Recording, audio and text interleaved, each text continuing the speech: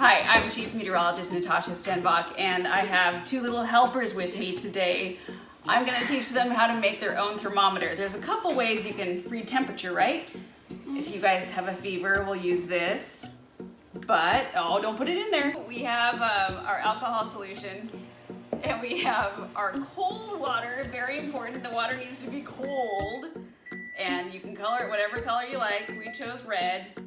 And if you don't have food dye, that's fine. Just find some old paint and throw it in there.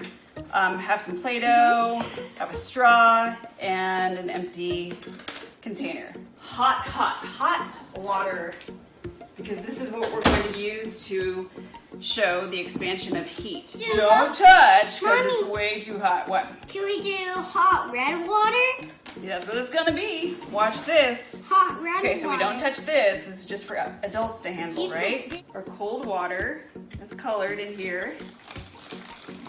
And I'm using about 2.5, maybe 3 ounces Mommy. of that, and equal 2.5 to 3 ounces of the rubbing alcohol. Okay.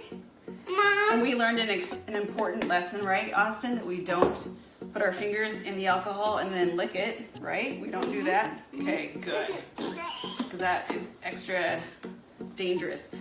I'm going to take the clay now. Mommy, can we get just the hot?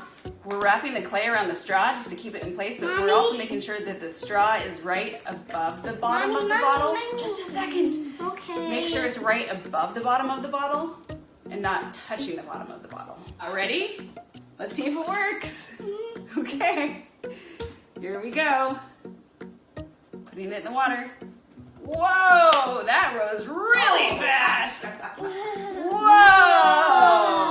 Keep it in there. That was like a volcano. Yeah. And that, my friends, is how heat expands.